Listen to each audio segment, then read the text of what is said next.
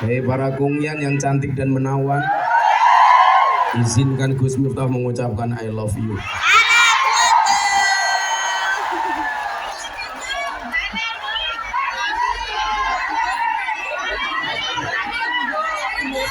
Perawan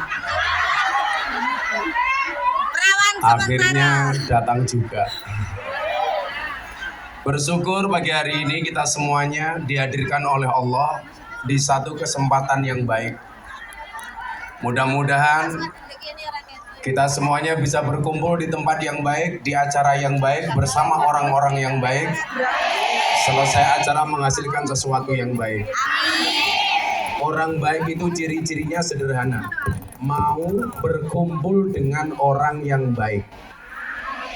Maka selamanya air dan minyak itu tidak bisa bersatu. Sebagaimana cinta aku sama kamu.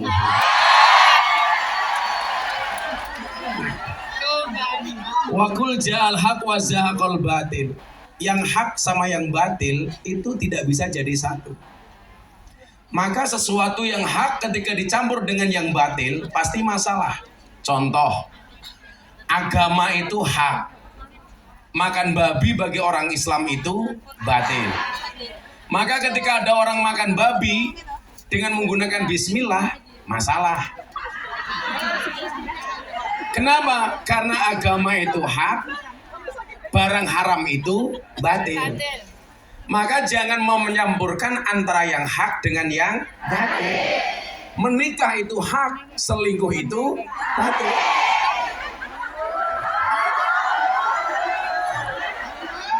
Makanya menikahlah, jangan selingkuh. Pertanyaannya yang di depan, lawes kadung pripun Gus?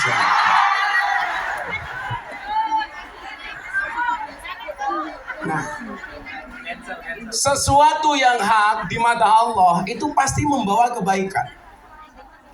Sesuatu yang batil pasti membawa kemadharatan. Maka perilaku kita hendaknya ketika kita berada di negeri orang seperti ini adalah tolong pertimbangkan antara manfaat dan madharatnya. Sesuatu yang hak, lanjutkan. Sesuatu yang batil, hentikan. Contoh yang tadi bilang, sudah terlanjur selingkuh bagaimana Gus? Hentikan. Apalagi sampai tinggal di Hongkong kumpul kebo. Hati-hati.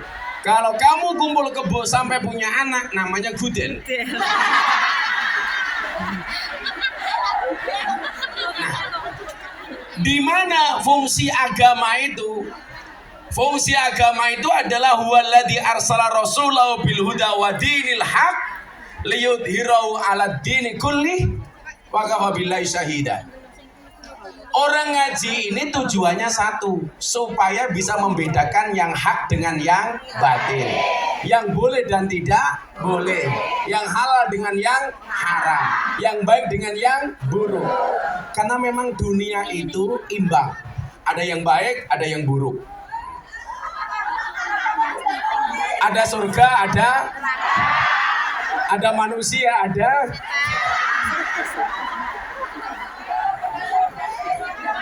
Yang lain sibuk ngaji, Bu Nuri sibuk ngitung tiket.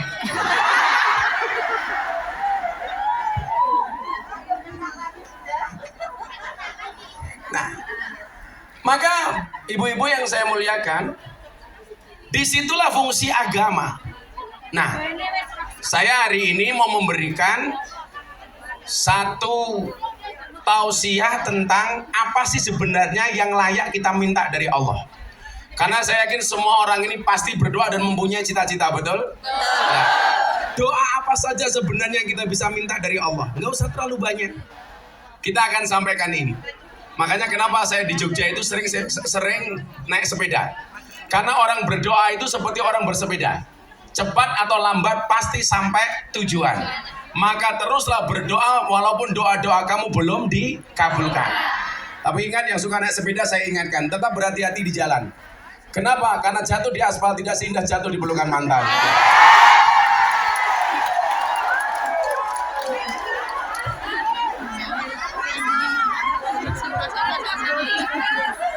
Ada yang punya mantan di sini? Kalau saya tidak pernah menganggap mantan, tapi saya anggap alumni, sehingga bisa reuni.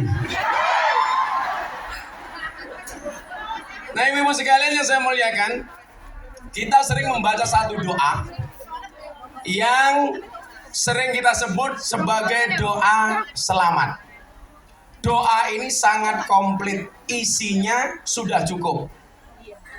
Maka ketika berdoa, saya lebih cenderung menggunakan doa ini. Yang saya khawatir selama ini Anda membaca doa selamat, tapi secara substansi dan konten Anda tidak paham apa isi dari doa selamat itu. Betul? Maka jangan sampai kemudian Tony Boster, waton muni dobose banter. Becak tanpa pir, waton jeplak tanpa mikir. Kepakis beli roti, Bu Nuris ngitung bati. Oh.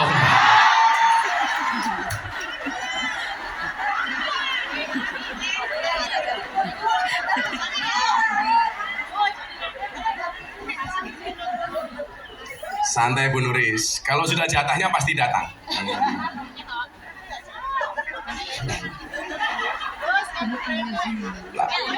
Hitung apa meneh cah iki. Apa jamaah? Lah urung apa-apa wis takon iki lho, minta hadiah Fatihah. Assalamualaikum Gus, minta hadiah Fatihah. Sing mburi sing adem. Haja Siti Rukayah. Kagem teman juangan yang sedang sakit berat di rumah sakit. Oh, Elizabeth Hongkong. Kagem Ibu Rukayah Al-Fatihah.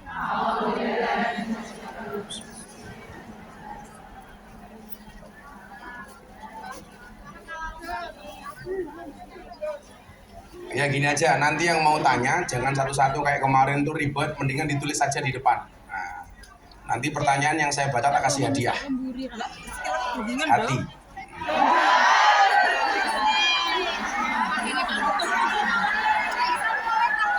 Tapi kalau Bu Nuris ini seperti pohon pisang, punya jantung tapi gak punya hati. Makanya saya bilang, cintailah pasanganmu dengan sepenuh hati, bukan dengan sepenuh jiwa. Kenapa? Karena kalau kamu putus dari pasanganmu cukup sakit hati, tidak sampai sakit jiwa. Tapi kalau ngaji nggak ada suguhan wedangnya itu sakit hati.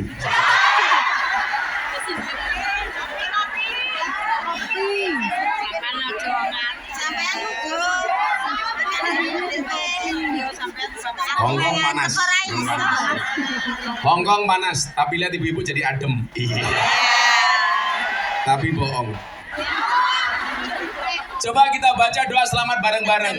Bismillahirrahmanirrahim. Bismillahirrahmanirrahim. Allahumma inna nas'aluka salamatan fid din wa afiatan fil jasadi wa ziyadatan fil ilmi wa barakatan fil rizqi wa taubatan qoblal maut wa rahmatan indal maut wa maghfiratan ba'dal maut. Allahumma hawin alaina fi sakaratil maut wan najata minan nar wal afwa indal hisab. Ini jangan sampai kalau baca doa ini domirnya double. Contoh kalau ibu-ibu di desa itu ada Mbah Mudin, Mbah kau mendoakan orang mati biasanya apa? Allahumma inna nas'aluka salamatan fit dinina. Itu salah. Kalau fit nggak usah pakai na. Kalau fi boleh pakai na. Fi dinina. Tapi kalau fit din. Kalau fi dinina. Nah, coba apa isinya ini? Ada 10 yang kita minta dari satu doa yang namanya doa selamat. Substansinya ada 10 hal. Lah 10 hal ini kamu baca di Hongkong selamat dunia akhirat. Saya doakan mudah-mudahan yang datang siang hari ini, pagi hari ini, 1 dipanjangkan umurnya, 2 dimudahkan rizkinya, sehat badannya, bahagia hatinya, pulang lunas hutangnya. Caranya bagaimana? Dibayar. Maka hari ini yang minta doa saya doakan, yang minta maaf saya maafkan, yang minta THR saya minta maaf.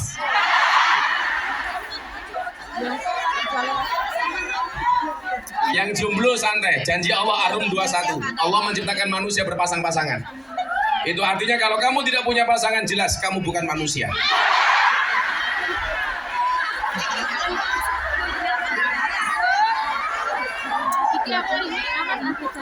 Makanya jangan sampai mati dalam keadaan jomblo.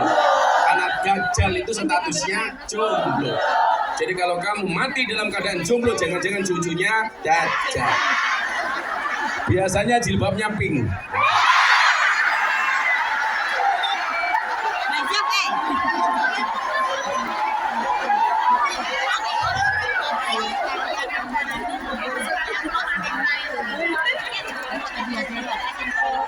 Sepuluh hal yang kita dapatkan dari doa selamat. Yang pertama, Allahumma inna nas'aluka salamatan fid din. Kita minta selamatkan agama kita. Ibu-ibu yang saya muliakan, gak ada jaminan orang itu lahir dalam keadaan Islam, dimatikan oleh Allah dalam keadaan Islam. Contoh dulu ada artis yang sangat beken, namanya Asmiranda. Bagaimana kemudian Allah memberikan hidayah kepada yang dikehendaki dan mencabut hidayah dari yang dikehendaki. Asmiranda tahu-tahu masuk Kristen. Tapi sebaliknya, kalau Allah sudah punya mau, tahu-tahu orang mendapatkan hidayah Islam. Contoh Deddy Corbuzier. Contoh DJ Katy Butterfly yang saya Islamkan. Dia kenal saya tahun 2017. Ketika nge-DJ, mohon maaf, cuman pakai sempak dan kotang tok. Saya ketemu di Bali. Malam hari pas dia nge-DJ, saya selesai ngaji. Ketemu saya di ruang tunggu. Pakaiannya sudah seksi. Begitu masuk, saya kaget. Untung saya menggunakan kacamata gelap. Sehingga keterkejutan saya tidak nampak. Hati saya teriak, wow.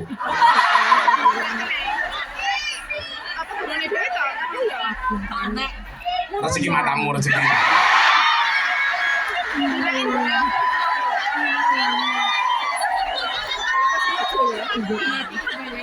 Pertemuan itu si DJ Katy bilang sama saya itu kalau pulang nge-DJ, Gus, setiap kali pulang ke kos-kosan, ke kamar saya dengar suara merdu dari masjid. Itu suara apa? Saya jawab itu suara adzan. Ternyata apa? Seorang non-Islam DJ Katy waktu itu sangat nyaman ketika mendengar suara adzan. Bagaimana kemudian kalimat thayyibah itu ternyata mendatangkan kenyamanan. Maka ala bidzikrillah tatmainnul qulub. Kalimat-kalimat thayyib, kalimat-kalimat thayyibah, kalimat-kalimat tauhid itu mendatangkan kenyamanan. Artinya apa? Kalau Anda susah, nggak usah jauh-jauh dari kalimat thayyibah. Kalau kamu kan beda. Kalau susah langsung nyanyi Kartonyo Nomor Janji. Biyen aku wis wega suwe-suwe betah nuruti kekarepanmu sak wayah-wayah. Biyen wis tak wanti-wanti aja mlebu muri. Jadi kalau hatinya galau, kembali ke kalimat thayyibah. Lah, ciri orang beriman, Al-Anfal ayat 2 Anda lihat. Ciri orang beriman itu apa? Idza dzukirallahu wajilat qulubuhum. Mendengar kalimat thayyibah, hatinya bergetar. Lah, ini DJ Katy Butterfly zaman non-Islam mendengar adzan gemetar.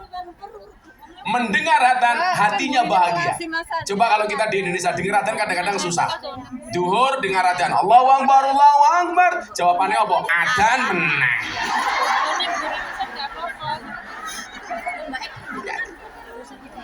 Maka apa?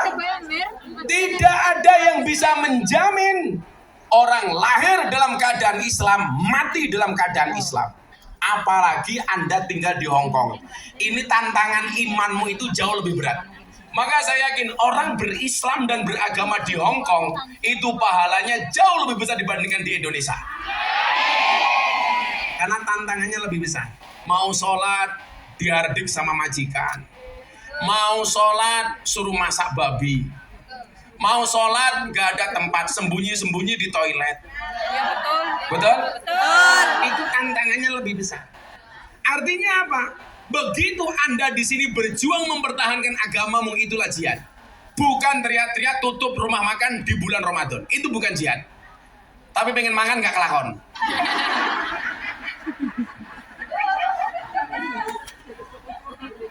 Jadi kita minta sama Allah selamatan fiddin. Ya Allah, selamatkanlah agamaku. Maka satu pesan khotib yang pasti disampaikan ketika khutbah Jumat apa? Wala tamutunna illa wa antum muslimun. Janganlah kamu mati kecuali dalam keadaan Islam. Kamu boleh kehilangan uang untuk agama, tapi jangan pernah kehilangan agama untuk hati-hati. Kamu boleh kehilangan pasangan untuk Allah, jangan pernah kehilangan Allah gara-gara pasangan. Mas, aku seneng karo awakmu, Mas. Aku pindah agama yo gelem, Mas, matamu. Biasa-biasa saja itu. Orang baik itu yakin akan diketemukan dengan orang yang baik. Makanya kalau kamu ingin mendapatkan suami yang baik, jadilah calon istri yang baik. Gus, boleh bekerja? Boleh. Kenapa perempuan harus bekerja? Begitu saya dulu menikah dengan istri saya bilang, cukuplah kamu menjadi tulang rusukku, biarkan aku menjadi tulang punggungmu. Karena saya punya prinsip, laki-laki itu tulang punggung, bukan tulang tulung.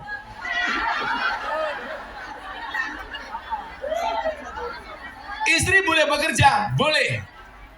Kenapa istri harus bekerja? Karena suami itu hanya titipan. Kalau tidak diambil Allah, minimal diambil mantan. Iya.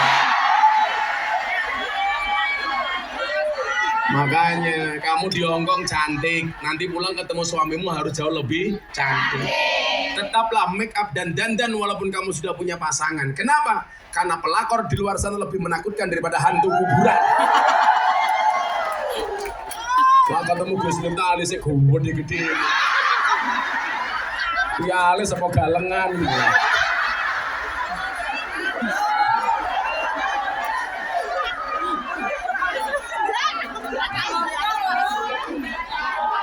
Tapi nggak ada alisan nih.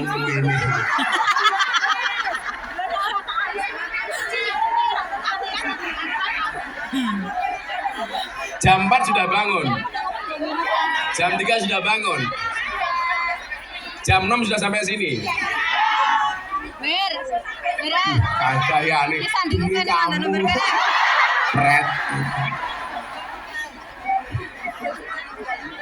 Bojo ditinggal. Jadi mohon maaf. Wala tamutunna illa wa antum muslimun. Ini tugas misi besar kamu di Hongkong. Tidak hanya menyelamatkan ekonomimu, tapi menyelamatkan agamamu. Maka saya sangat sayangkan kalau orang pindah agama hanya gara-gara faktor ekonomi, karena gara-gara faktor jatuh cinta, dan lain sebagainya. Saya itu orang yang dikasih mudah oleh Allah, sampai hari ini sudah ratusan orang masuk Islam melalui Gus Miftah. 3 bulan yang lalu saya pengajian di Taiwan, masuk panggung 30 menit, ada 5 orang mu'alaf. Setiap pengajian di pondok pasti ada yang menyatakan masuk Islam, dari luar maupun dari Indonesia.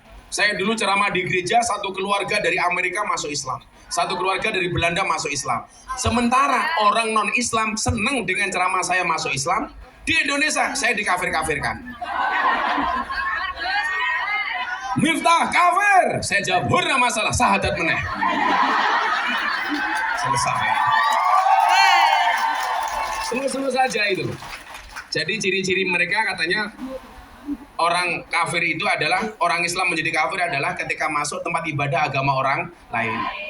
Kalau masuk tempat ibadah agama orang lain dibilang kafir, berarti orang Jawa Tengah banyak yang kafir. Karena masuk Candi Prambanan dan Candi Borobudur. Betul? Berarti kalau juragan kamu punya tempat sembahyangan, memuja, kamu masuk di dalamnya berarti kamu menjadi kafir. Ada-ada saja. Saya mengucapkan selamat Natal dibilang Kristen. Hati-hati Gus Miftah mengucapkan selamat Natal jadi Kristen. Siapa bilang? Saya kemarin Hari Ibu mengucapkan selamat Hari Ibu. Saya juga tidak menjadi ibu. Masa gara-gara selamat Hari Ibu? Hai. Nah, doa selamat ini yang pertama kita minta Allah, selamatkan agama kami ya Allah. Bahkan dulu di zaman Nabi Musa alaihissalam, Ada ulama besar yang mohon maaf, setiap kali dia minta sama Allah, doanya pasti dikabulkan oleh Allah. Dan Anda tahu, ulama besar ini mati dalam keadaan kafir. Namanya siapa? Bal'am bin Bahura. Coba, kalau kemudian Allah mau mencabut hidayahnya, mohon maaf, seorang ulama besar sekalipun bisa mati dalam keadaan kafir. Nauzubillah min dzalik. Kenapa, Bu? Kenapa? Karena hidayah itu urusan Allah. Makanya kemarin saya ceritakan, Deddy Corbuzier itu seminggu setelah masuk Islam, dia saya ajak Jumatan di daerah Bintaro. Dia tanya sama saya begini, bro, I will to ask you. Saya ingin tanya kepada Anda, apa Mas? Saya bilang, ini kan orang kalau jawaban yang saya sampaikan ke Deddy harus masuk akal. Bagaimanapun Deddy itu orang cerdas. Deddy itu apa-apa bisa, yang bisa cuma satu, menumbuhkan rambut. Makanya kemarin dia marah-marah, saya tawarin jadi bintang iklan sampo. Mata lu peyang nggak? Apa, Bu? Enggak, dia aja. Kamu nggak kuat bayar ya. Gua malah dulu mau dilatih ngomong. Nah, pertanyaannya apa? Ini saya sampaikan supaya ibu-ibu di Hongkong ini benar-benar bisa menjaga agamanya. Saat itu Deddy tanya begini pulang dari Jumatan, bro, bagaimana cara saya menjaga Islam? Bagaimana cara saya menjaga iman? Saya tanya sama Deddy, kenapa kamu tanya seperti itu, bro? Tadi kan kita Jumatan tuh, khotibnya bilang, janganlah kamu mati kecuali dalam keadaan Islam, kecuali dalam keadaan iman. Saya bilang waktu itu, bro, benar aku yang membimbingmu masuk Islam. Benar kamu belajar Islam dari aku. Aku menjadi wasilah hidayahmu. Tapi ingat, saya tidak bisa menjaga iman dan Islam. Jangankan imanmu, saya juga tidak bisa menjamin imanku sendiri. Kenapa? Yang bisa menjamin keimanan kita hanya Allah. Maka itulah kenapa kita masih membaca kalimat seterusnya sampai mati. Ihdinas siratal mustaqim. Tunjukkan kami ke jalan yang lurus. Kenapa? Karena yang bisa menjamin keberlangsungan hidayah itu hanya Allah. Apalagi kamu tinggal di komunitas non-muslim mayoritas. Tantangannya besar. Akhlaknya harus dijaga, rahmatnya harus dijaga. Maka apa? Minta sama Allah. Kenapa? Karena selain memberikan hidayah iman, Allah juga memberikan musuh yang nyata bagi kita. Namanya siapa? Setan. Innahu lakum aduwwum mubin. Setan itu musuh kamu yang paling nyata. Dan yang perlu Anda ingat, setan itu tidak mencuri rumahmu. Setan itu tidak mencuri mobilmu, tidak mencuri sertifikatmu, tidak mencuri depositomu. Tapi setan itu mengintai imanmu dan berusaha mencurinya darimu. Kenapa? Karena setan tahu harta yang paling berharga bagi seorang muslim adalah iman. Maka saya bilang, sak ndablek-ndablekmu, sak nakal-nakalmu, seberapapun banyak maksiatmu, jangan pernah tinggalkan Tuhanmu. Jangan pernah tinggalkan sholatmu. Aku ora urusan karo maksiatmu. Kowe arep nakal, kowe urusanmu. Urusan saya cuma satu. Jangan pernah hatimu kehilangan Tuhan. Pertahankan Tuhanmu dalam hatimu. Kenapa? Karena besok yang kita banggakan di hadapan Tuhan cuma satu. Iman yang ada di dalam hati kita. Makanya nyuwun sewu. Go, saya nakal. Sama, saya juga punya potensi nakal. Saya ahli maksiat. Saya presiden para pendosa. Tapi mohon maaf, pada akhirnya yang selamat adalah ilaman atau Allah bikol bin salim, yaitu orang yang datang kepada Allah dengan hati yang selamat. Milo hatimu dijogo do. Betul? Sampun dipageri, kuwi untumu.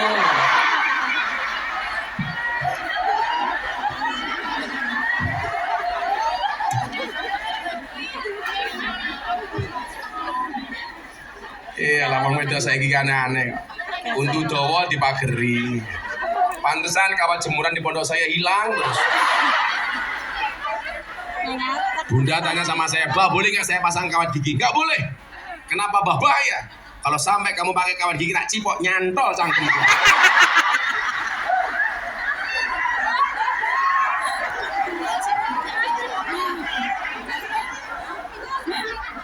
Tapi kalau kamu besok punya suami giginya dipageri, berarti dia setia.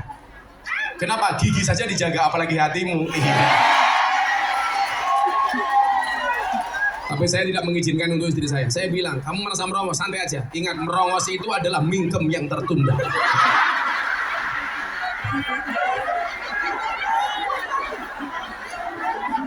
Kan ada peribahasanya. Apa peribahasanya? Merongosong berbunyi nyaring. Tongkosong. Siapa yang merongos sebelah saya? Mana? Oh, ini di belakang ini. Santai aja yuk. Orang merongos itu belum kuliah sudah dapat gelar MSc. Merongos sak cocote. Maka doa selamat itu yang pertama minta oleh Allah kepada Allah diselamatkan agamanya. Maka tolong ini mbak-mbak, ibu-ibu semuanya dihafalkan doa ini. Kemudian yang kedua apa isinya? Wa'afiyatan fil jasad. Artinya apa? Ya Allah, sehatkanlah badanku. Untuk apa pergi jauh-jauh cari uang tapi badannya nggak sehat, betul? Coba, saya punya teman nikah mewah di hotel bintang 5. Kamarnya presiden suite room. Ngundang artis, nasihat pernikahannya Gus Miftah. Dihadiri oleh pejabat-pejabat negara. Begitu malam pertama, udunen.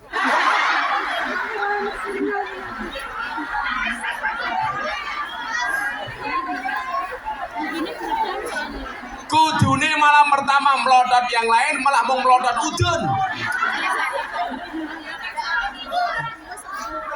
Rasido ngopo? Rasido kekuk-kekuk.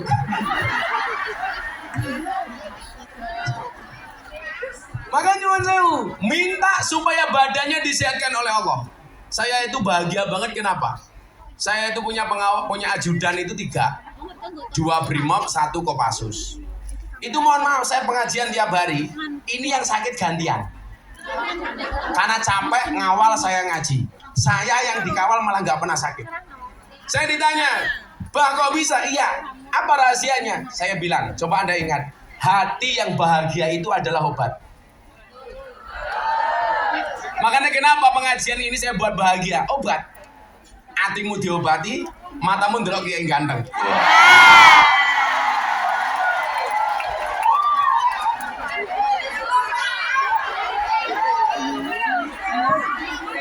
Supaya sehat lahir batinnya gitu loh. Kayak Bunda Nuris juga kan sehat, nggak lunas utangnya. Mosok tiket tahun 2024 April dipakai sekarang. Itu kan bayar utang.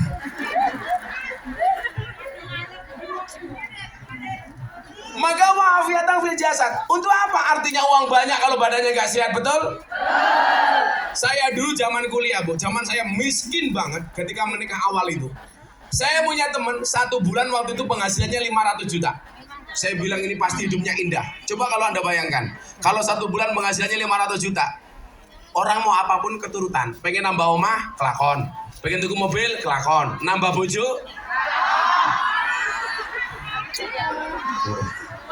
Jadi ini Mbak nih, aku jadi yang ketiga mau.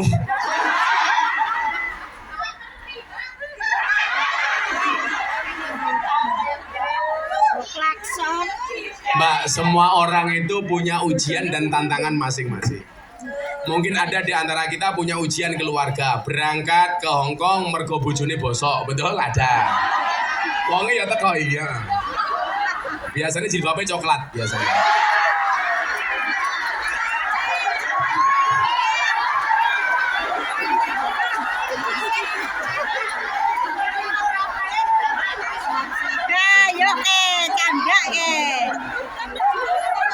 Wongnya ya melu guyu kan.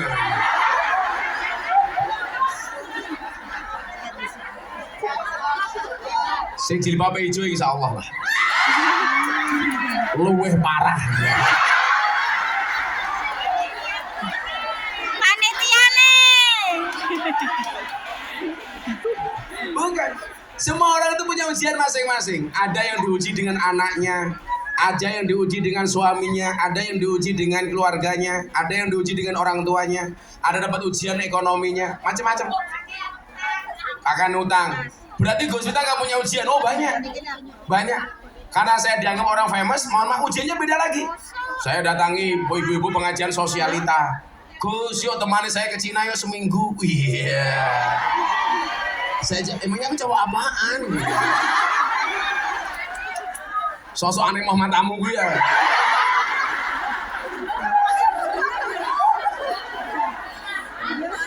Jual mahal dong. Artinya apa? Bahwa kemudian semua orang itu diuji oleh Allah. Dan saya yakin banyak di antara kita yang diuji ekonomi. Begitu ekonominya baik, itu ujiannya beda. Kadang-kadang apa? Kesehatannya. Maka ketika mudah mencari uang mengabaikan kesehatannya, begitu mendapatkan uang habis untuk mencukupi kesehatannya. Makanya harus berimbang. Makanya kenapa saya itu menerapkan pola, apa yang saya terima harus kembali saya kasih. Maka bahasanya terima kasih. Ternyata apa? Kembali kita kasih. Itu bagian dari menjaga kesehatan. Kenapa? Karena sedekah itu tudfaul bala. Makanya mohon maaf, banyak orang kaya itu badannya sakit-sakitan karena dia lupa mau menerima, nggak mau ngasih. Hati-hati. Makanya kamu di sini yang mungkin penghasilanmu lebih banyak daripada orang yang ada di Indonesia, mohon maaf, ngasihnya juga harus lebih banyak. Makanya kemarin saya bilang teorinya apa? Kalau Allah memperbanyak rezekimu, memperbanyak uangmu, maka yang perlu kamu rubah bukan gaya hidupmu, tapi tambahlah sedekahmu. Kemarin saya bilang, kalau ada kota infak, ini datang hari ini. Kamu punya $1 sama $100. Kira-kira yang dimasukkan 1 atau $100? 1. Berarti rezekimu levelnya hanya 1. Berapa Bu? Yang dirubah itu bukan gaya hidupnya, tapi apa? Pola sedekahnya. Coba, kamu masih miskin, mohon maaf. Punya uang 1.000. Sedekah 500, biasanya berat apa enggak? Tidak. Tapi lucunya apa? Begitu punya uang 10 juta, diminta 5 juta, berat apa enggak? Orang punya degan dua tok, diminta temannya 1, dikasih apa enggak? Dikasih. Begitu punya mobil 2, diminta mobil 1, boleh apa enggak?